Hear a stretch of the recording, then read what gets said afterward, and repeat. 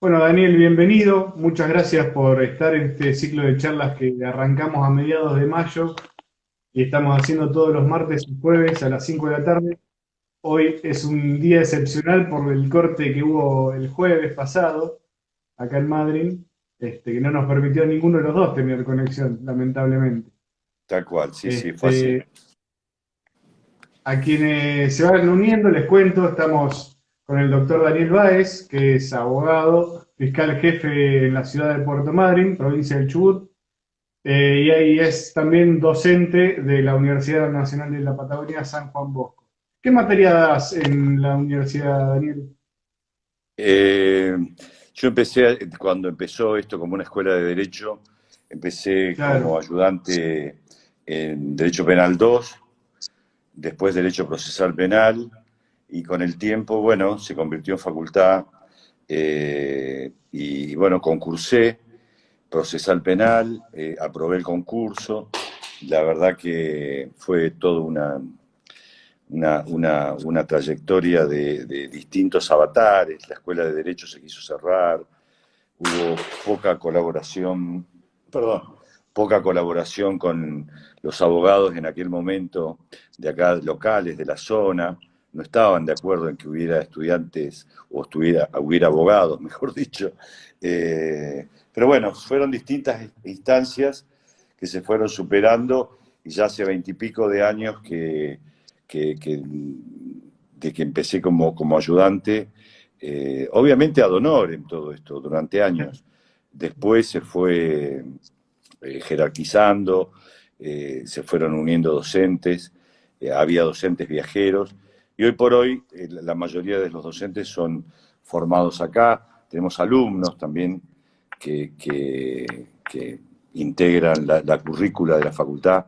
Sí, la verdad que fue, yo lo hice como una forma de capacitarme, de mantenerme al día y también de claro. entretenerme, ¿no? Bueno, la De, docencia está bueno en ese punto, ¿no? Es que nos obliga a mantenernos día a día con todas las novedades que hay sobre la materia que estemos dando y quizá alguna otra que ande dando vuelta por ahí que no, tal tenga que cual. ver con la materia. Yo te felicito, Matías, porque cuando me enteré, que la verdad que no sabía de la iniciativa tuya de tener esta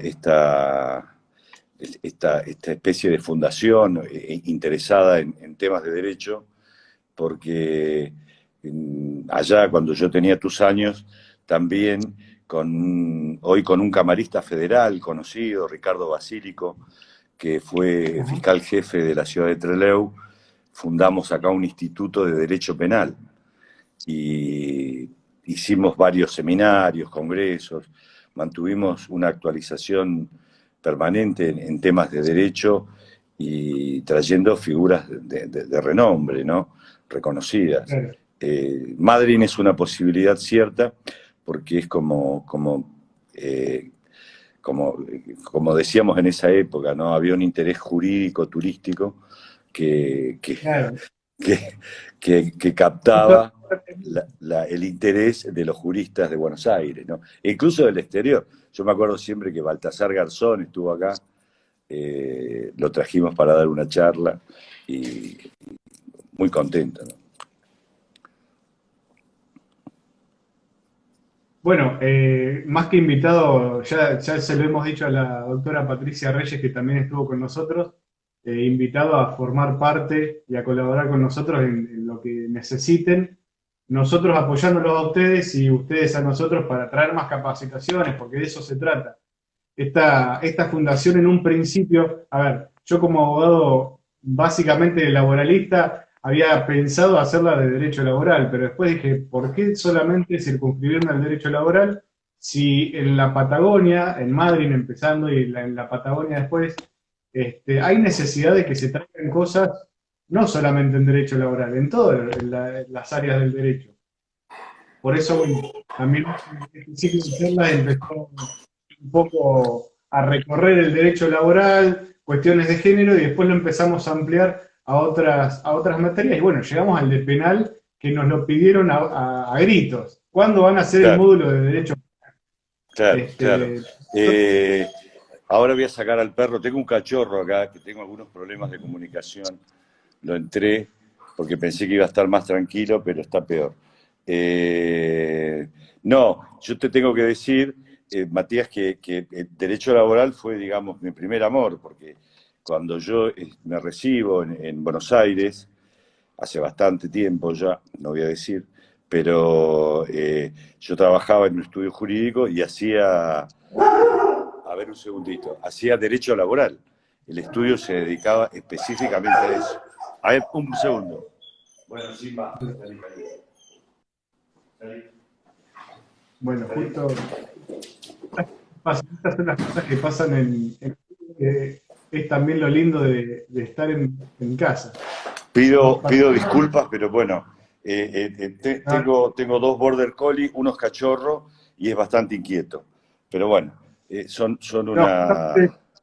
el ciclo de charla se llama Derecho a Domicilio y esto es lo lindo de estar Claro, en casa, claro, que surgen tal estas cual, tal cual, tal cual. surgen estos Bueno, imprevistos. yo, si querés comenzamos, yo más que nada Dale, quiero hacer una introducción de un tema que a mí me pareció, no digo importante, pero sí interesante para charlarlo y para los que gusten compartir esta opinión mía, porque no es más que eso, es una opinión que nos ha obligado esta situación nueva, nunca vista, con pocas experiencias al respecto, o ninguna, de vivir en una ninguna. situación de encierro, ¿no?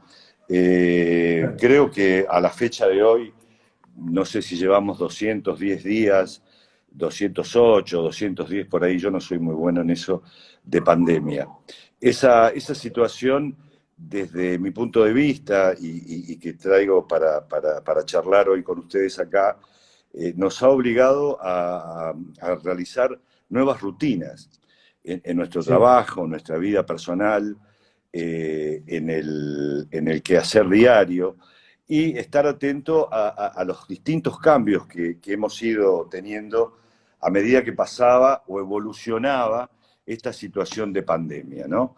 Entonces, eh, lo que yo advertía, que de situaciones de tranquilidad, de relajamiento, por algún momento, volvíamos a situaciones de fobia, de miedos, claro. y que eso iba cambiando en los distintos actores de la justicia penal, eh, eh, sus formas de trabajo.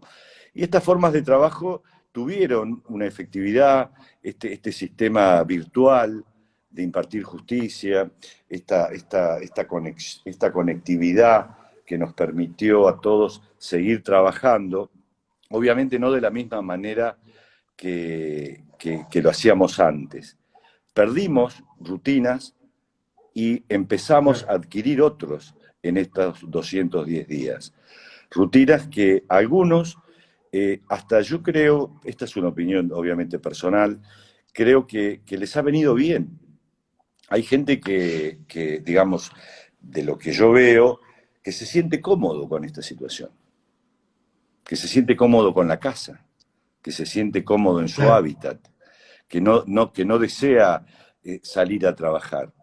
Entonces, uno de los, otros que no, obviamente, hay otros que dicen, no, yo no Sí, aguanto estar en mi casa. claro.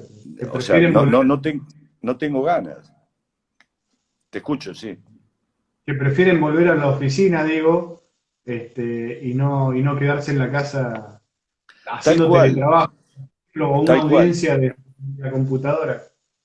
Lo que pasa es que para la mayoría y para los que recién empiezan también, el hábitat laboral impone también una disciplina.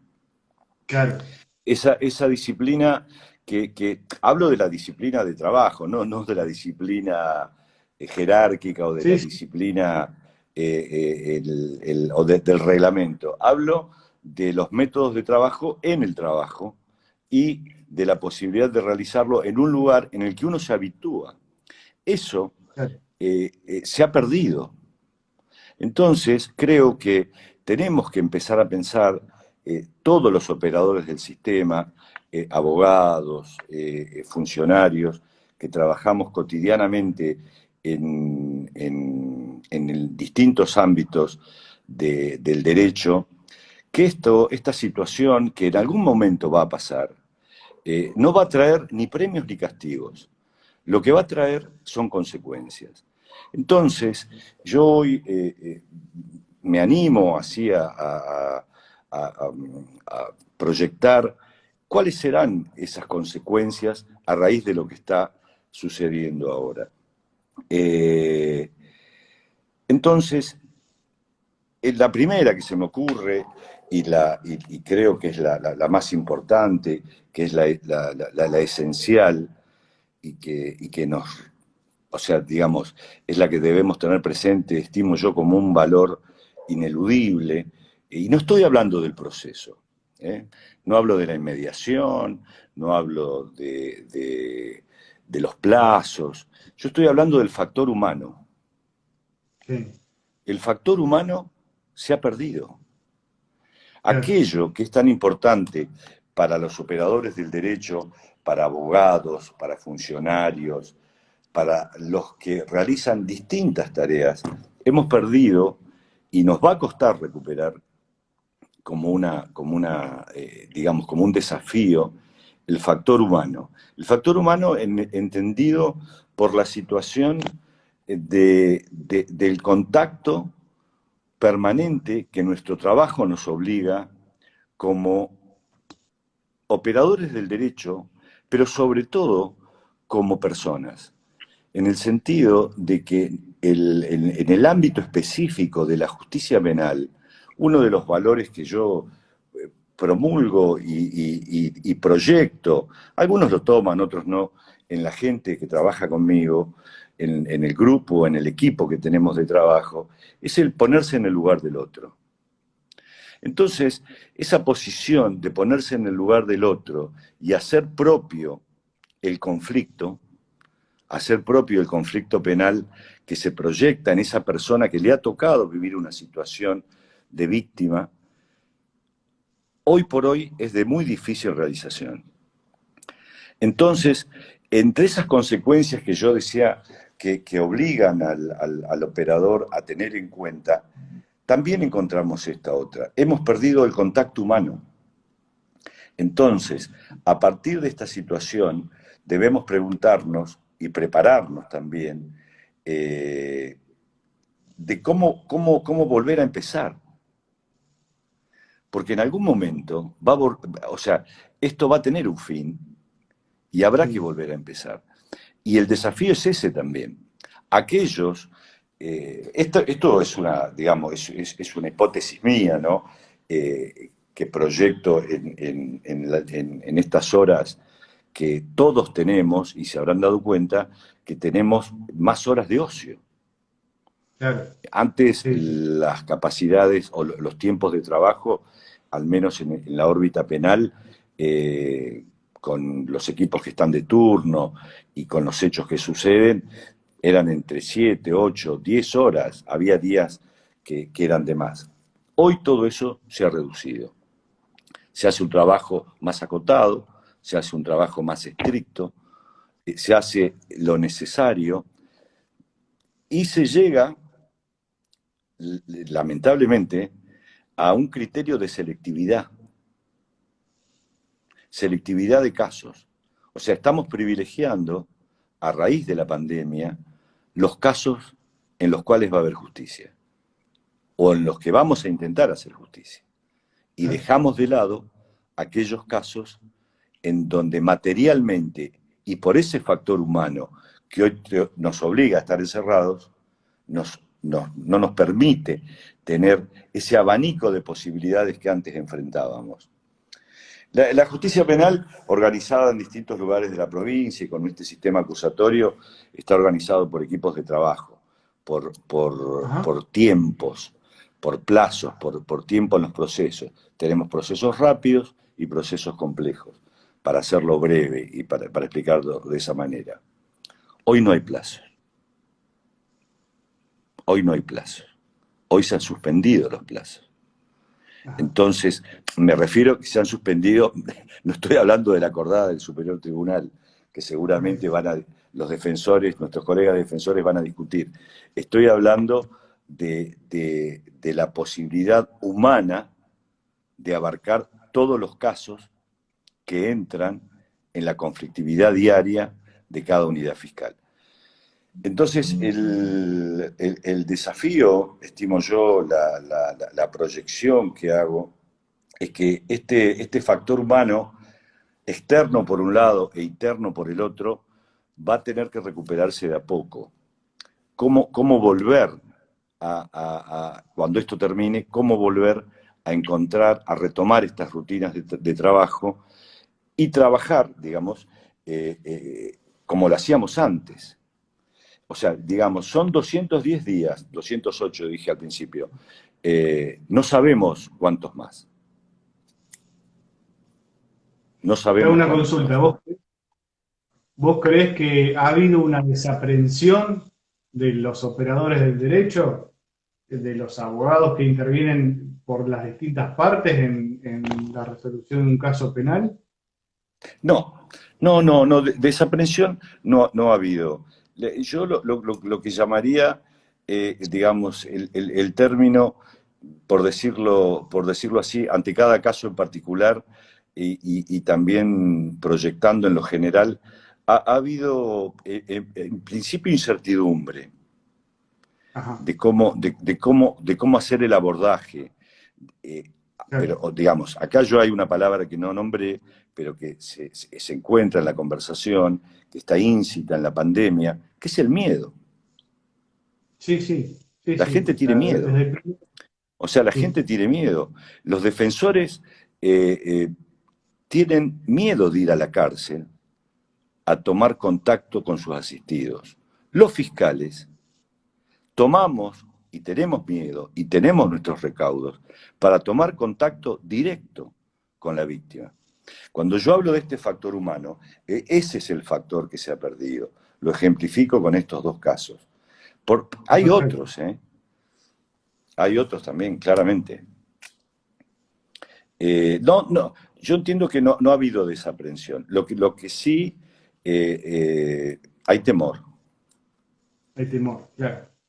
Sí, sí, hay miedo, hay miedo. Entonces, eso que, digamos, porque aparte la realidad es que este proceso es un proceso que avanza y retrocede y nos Ajá. obliga en nuestras conductas humanas a asumir una realidad y al tiempo aceptar otra. Sí, Acá en Puerto Madryn se hicieron 2 juicios orales y públicos, casos graves, casos importantes, donde digamos, ¿qué decidimos entre todos, además de hacer el juicio? No tener miedo.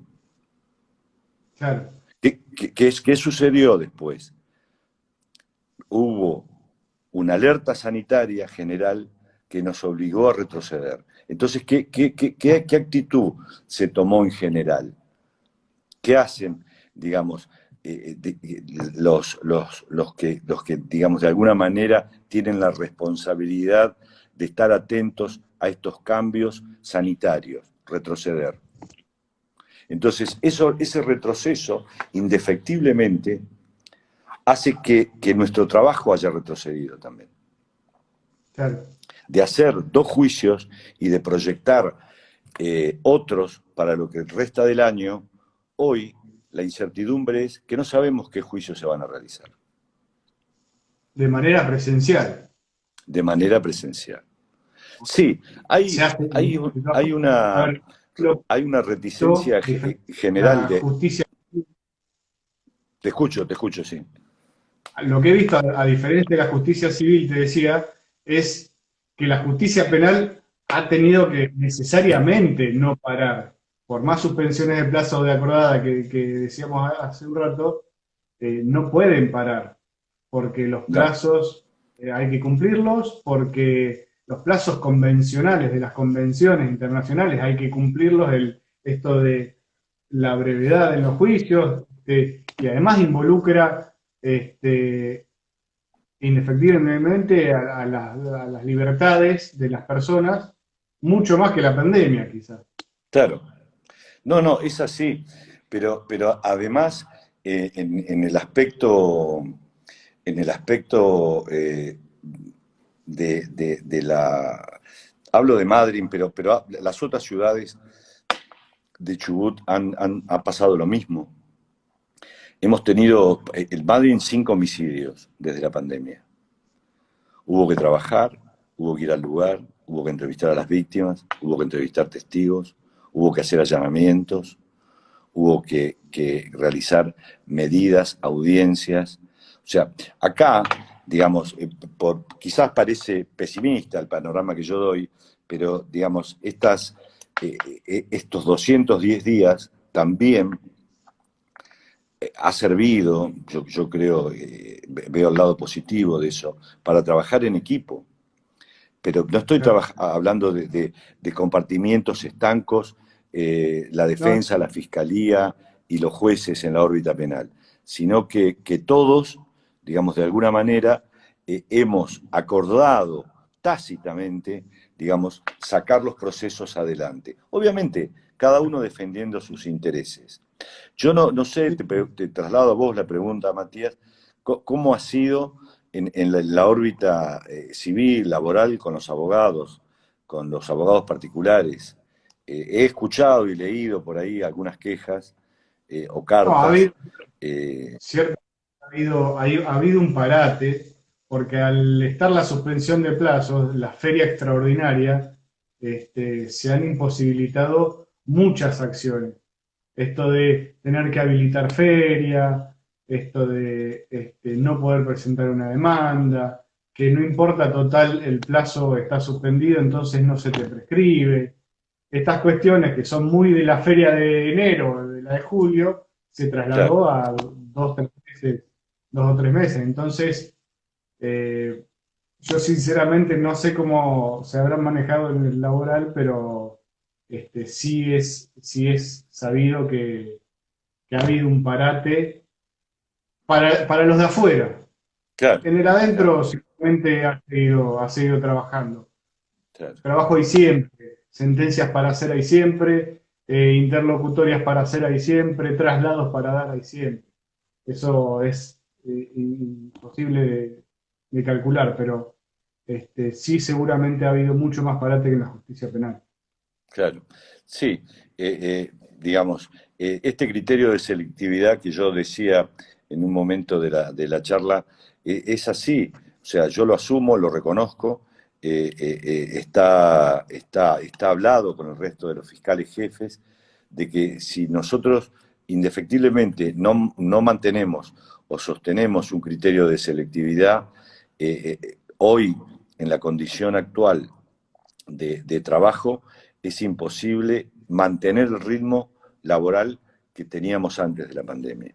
Indefectiblemente, los cuidados que hemos tomado, los recaudos que hemos tomado han servido, pero indefectiblemente tenemos casos con personas que han dado positivo dentro de nuestro equipo de trabajo, tenemos personas aisladas también por ser contactos estrechos. Entonces, digamos, esto no es una sombra, no es algo que está ahí y que solamente es un reflejo de lo que podría pasar, es algo que está pasando. Es algo que está Sí. pasando, es algo que está sucediendo y ese temor es cierto, digamos, ese temor es fundado y la práctica que de acá en adelante llevemos cuando esto termine nos va a obligar a replantearnos, digamos, además de hacernos cargo del trabajo atrasado, indefectiblemente vamos a necesitar establecer prácticas de trabajo nuevas, ¿no? O reforzar las que ya teníamos, porque la realidad indefectiblemente va a ser distinta. Te hago una pregunta. La causal desde que se decretó la pandemia, esto que surgió al principio, ya por fines de marzo, principios de abril, esto de que los jueces permitían las salidas domiciliarias de los presos con la causal de pandemia, es decir, esta excusa, esta causa que se empezó a ver en aquel momento a nivel nacional, en la provincia de Buenos Aires, ha suscitado algún paralelo acá en la provincia? Es decir, ¿se ha usado la pandemia como causa para beneficios a los presos Eh, o a la la, gente? la- en realidad, los jueces acá, concretamente el juez de ejecución, adoptó una postura, yo entiendo, acertada. Hubo varios, sí, sí, sí, obviamente que se ha intentado utilizar de alguna manera en casos particulares, en algún tipo de situaciones hubo habeas corpus colectivo, tratando de alguna manera obtener un beneficio, pero fue tratado criteriosamente por los jueces de ejecución. El doctor Yanguela, en lo que hace acá a la parte de Puerto Madryn y también como juez coordinador de los jueces de ejecución, digamos, adoptaron una postura de suspender las salidas transitorias, salidas laborales, porque la realidad imponía, ¿no? El criterio médico imponía de que esos traslados, esas salidas, una vez que ingresaran al, al, al, al lugar donde estaban cumpliendo detención, se corría el riesgo de que la persona que salía podía volver infectada. Entonces, Tal cual. ha habido reclamos, han sido atendidos, ha habido situaciones particulares, pero la política criminal general que se adoptó es la suspensión de esas salidas. Obviamente, ha habido reclamos, ha habido habeas corpus que fueron tratados cada uno con distintos resultados, ¿no? Pero sí, la política general fue esa. Y en relación a las prisiones domiciliarias, Bueno, las prisiones domiciliarias, digamos, se ha tratado de evitar, digamos, si una persona está en una situación carcelaria, si le corresponde, si le corresponde, digamos. A veces hay acuerdo del fiscal y del defensor y no hay inconveniente que con los recaudos del caso se admita. O, digamos, la política criminal nuestra es, digamos, cuando es la prisión domiciliaria, no es una prisión que se estableció en el código para un caso de pandemia. La prisión domiciliaria es una medida sustitutiva, morigerada, cuando los peligros de fuga y de entorpecimiento digamos, no alcanzan el nivel de pedir una prisión preventiva en un instituto carcelario. Digamos, se ha seguido usando como lo que es procesalmente, no como un claro, remedio ante la pandemia, ¿no? claro, no como una cuestión excepcional por pandemia. Tal cual, no, no, no, no, no, no. Hoy por hoy, a ver, nos llegó un informe el día viernes, eh, la capacidad carcelaria de Trelew y Madryn está colmada, Ajá. no hay lugar. Se ha colmado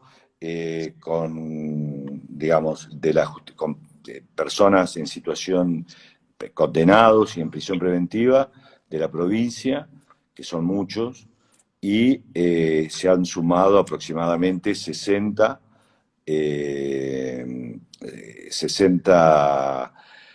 presos del Fuero Federal.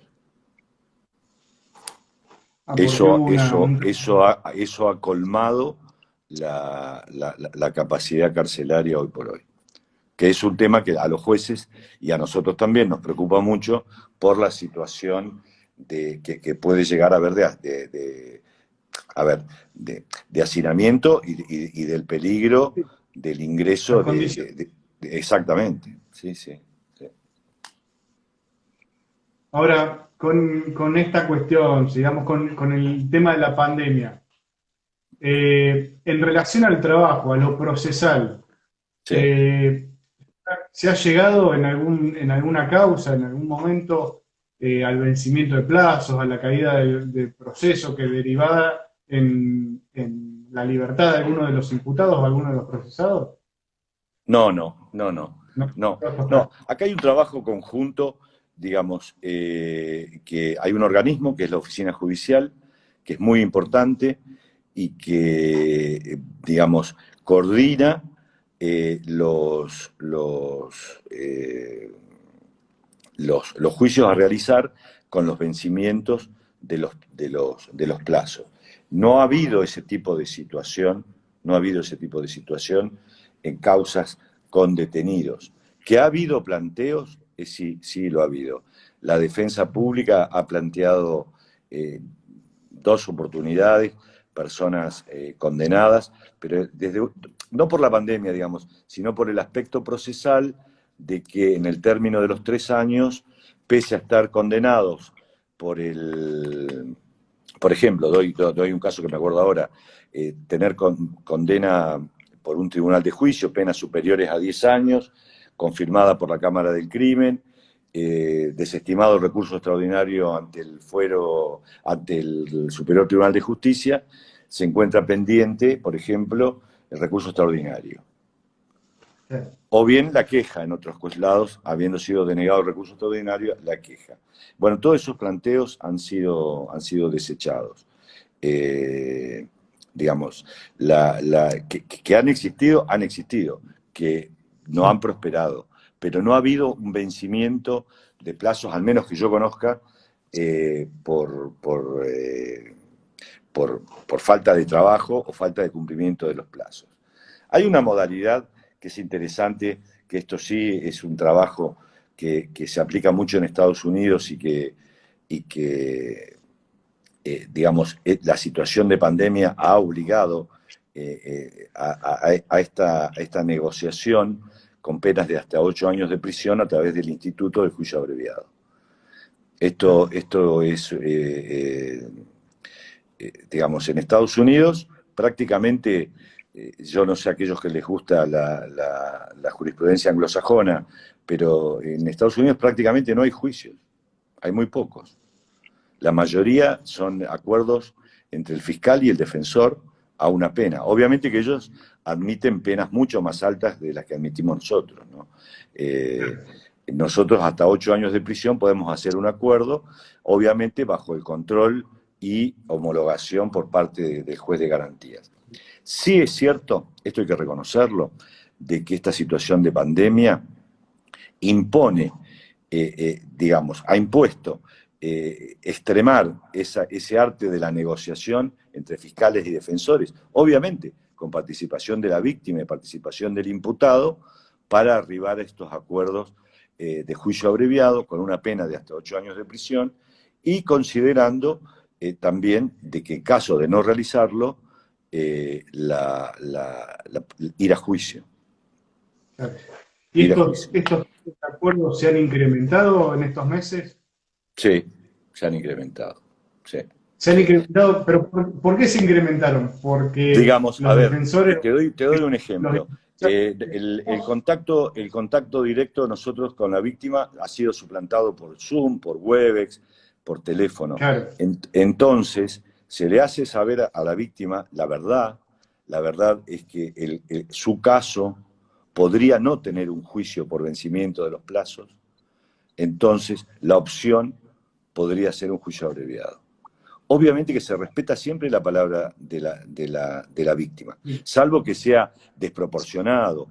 Hay casos que hemos tenido, o sea, que sabemos que no va a existir una condena, por ejemplo, no sé, a 20 años de prisión. Quizás sí a 10. Quizás sí a claro. 10. Respetamos la voluntad de la víctima, pero hay otro tipo de situaciones donde de antemano sabemos que la condena no va a ser la que pretende la víctima. Se trata de hablar con la víctima y de hacerle entender y conocer los alcances y también las posibilidades de que haya casos que se venzan. Hay algo que lo he dicho públicamente en reuniones con el procurador y con ministros del Superior Tribunal, en reuniones de trabajo, y colegas míos también. Hay casos que sí, no los graves, pero hay casos que se van a vencer. Sí, sí, sí. Ya ha habido planteos defensistas, entendiendo que estas acordadas que ha sacado el Superior Tribunal son inconstitucionales, Claro. que el Superior Tribunal se ha arrogado facultades legislativas. Entonces la Claro. defensa va a usar, no hablo de la defensa pública, hablo de la defensa en general. Los abogados defensores van a tratar de sacar provecho de esta situación. Y desde tu punto de vista, vamos, aprovechemos este planteo de inconstitucionalidad del que hablas. Desde tu punto de vista, como jurista, no como fiscal, ¿cómo crees que puede ir un planteo de este tipo cuando está en juego o la salud de la población contra un derecho de un particular? No, bueno, no soy jurista yo, lo aclaro, pero bueno, No, eh, la, Dios. apenas soy un fiscal de provincia. No, no, yo creo que no va a prosperar. Yo creo que no va a prosperar. Yo entiendo que digamos, estos remedios, lo ideal sería que una ley sancionada por la legislatura que, que trate y prorrogue los términos generales del proceso, que en esta provincia son de 3 años, que los prorrogue como lo han hecho provincias vecinas, Río Negro, Neuquén, tengo entendido, y prorrogue los plazos generales del proceso.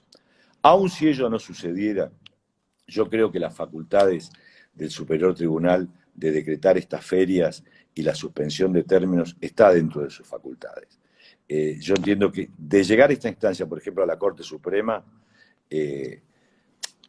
digamos, es más, la Corte Suprema ha dictado resoluciones similares a las del Superior Tribunal. No creo que ellos vayan en contra de los propios precedentes que ellos han sentado. Claro. Acá nos preguntan si hubo arrestos domiciliarios en delitos leves en este tiempo. ¿En delitos? Leves. Sí, sí, lo ha habido. ¿Sí? Y en Sí. delitos graves también. Sí, sí. A ver, no en un homicidio, no en un abuso sexual, pero sí, por ejemplo, lo ha habido en otro tipo de delitos, lesiones graves, robos, robo con un arma cuya aptitud para el disparo no ha podido acreditarse. Sí, sí, lo ha habido, sí. Sí.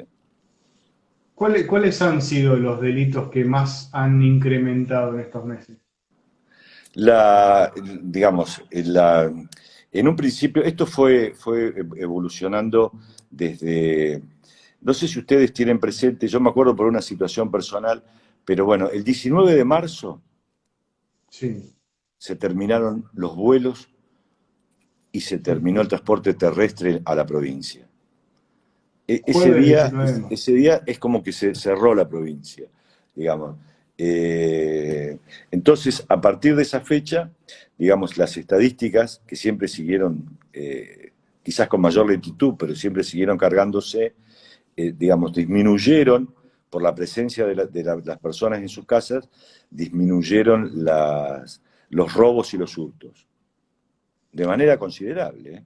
De manera Sí. considerable.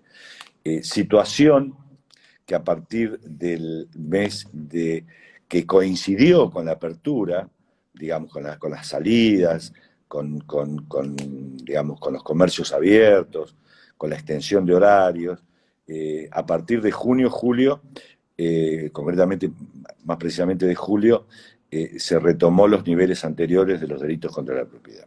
Los parámetros Ajá. normales, los delitos más comunes en Chubut y en las ciudades son los robos domiciliarios y los hurtos, ¿no? Ese es el promedio. Eh, digamos, después las otras cifras se han mantenido estables. Hemos seguido con un ritmo sostenido de casos de violencia de género. Esa es una realidad que difícil de combatir con la seguridad.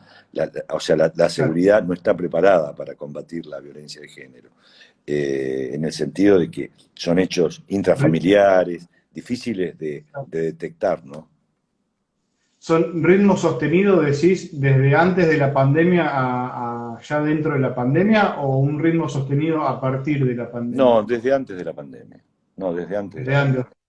No han modificado, han seguido Ah, siendo el sí, promedio de la misma cantidad. sí, sí. Digamos, por ejemplo, la Comisaría de la Mujer, que es el organismo que se encuentra más directo, que de más acceso para la persona que sufre una situación de violencia intrafamiliar o de género, ha estado trabajando de manera constante. O sea, Bastante. no se ha modificado la situación, no, no para nada. Está bien. Eh, digamos, todos los fueros en el mismo nivel, digamos. Acá también el fuero de familia ha tenido mucho trabajo, digamos, sostenido al ritmo del año pasado que no había pandemia, ¿no? Sí, Claro. sí.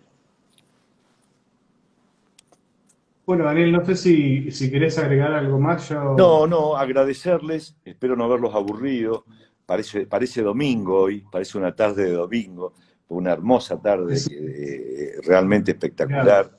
Entiendo que está más lindo para estar caminando, aunque no se puede, creo. Yo ya no sé, ya me perdí con los decretos, con las resoluciones, todo. Pero bueno, Depende del les número de agradezco DNI, mucho de la terminación invitación. de DNI. Sí, te escucho. Depende, digo, el número de terminación de DNI. Claro, Si sos sí, también. hoy, podés salir a caminar. Mañana me toca salir a caminar a mí. Claro, tal cual, sí, sí, sí. Bueno, les agradezco mucho la invitación nos vemos en otra oportunidad que podamos, si quieren abordar algún tema en específico o alguna situación en particular, menos de casos, porque no podemos hablar de casos concretos y Claro. particulares. No hay inconveniente cuando ustedes gusten en volver a reunirnos.